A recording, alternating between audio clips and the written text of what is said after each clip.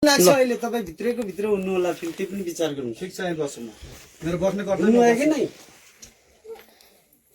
तपाईको बस्ने अधिकार छ। तपाईलाई जनताले काम गर्न पठाएका हुन्, गर्नुस्, त्यो हामी मान्छौं। तर 5-7 दिन चाहिँ तपाईको बाटो बन्द हुँदै गर्दा चाहिँ तपाईहरुले कहाँ ध्यान दिनु भएको छ? तपाईहरु कहाँ सुति बस्नु भएको थियो? त्यो पैसा जनताले तपाईहरुले मिलाउनु हुन्छ।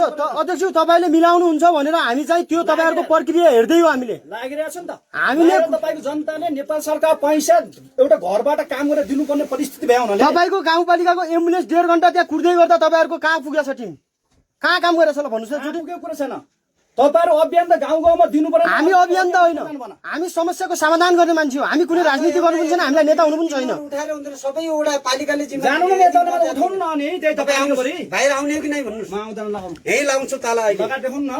लगाउँछु हामी। लगा देखाउन न पहिला। लगाइदिन्छौँ। त्यो पनि विचार गर्नुस्। विचार गरेर लगाउन न। तपाई उड्ने कि नउड्ने त्यति भन्नुस्। म उड्दैन। ल लगाउनुस् ताला यहाँ जे भयो। ल यो बुलक्ति लगाछ। अहिले त हात पाए सुरु तपाईको काम बसेको त त्यही त हो। तपाईले पनि अरु मान्छे बुझ्नु त्यो तपाईले काम बुलक्ता हो। यो पिछे ल्याउ हे। छोड्दै भोलिदेखि कुनै पनि तपाईहरु हो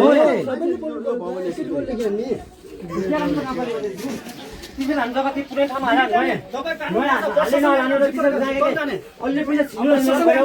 अहिले हामी जनताकै पैसा माग्ने काम हामी अहिले काल जानु पर्दैन। कानुनीमा कानुनी त पोर्टी के कानुनीको गति ल्याउ त। अब कतिखेर हामी किस्तामा बसिरहेको त्यति बेला पनि तिमीले अस्ते गरेनौ। के गर्ने? अस्ते नगरेपछि त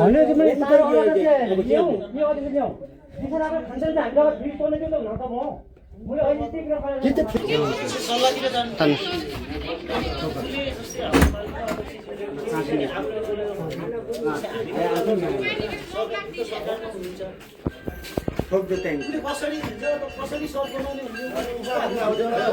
यहाँ उल्का पनि लाउनु पर्छ।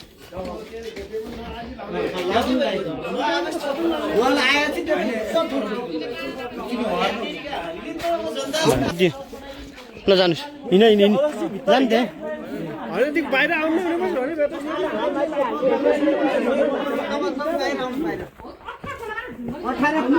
इमान्दार ढङ्गले बाहिर आउनु। इमान्दार ढङ्गले बाहिर आउनु। कुरा सुन्ने हामी त्यो हुँदैन। इमान्दार ढङ्गले बाहिर आउनुहोस् भाइ। आइदिनुहोस् न भेट्यो। खोइ आउनु के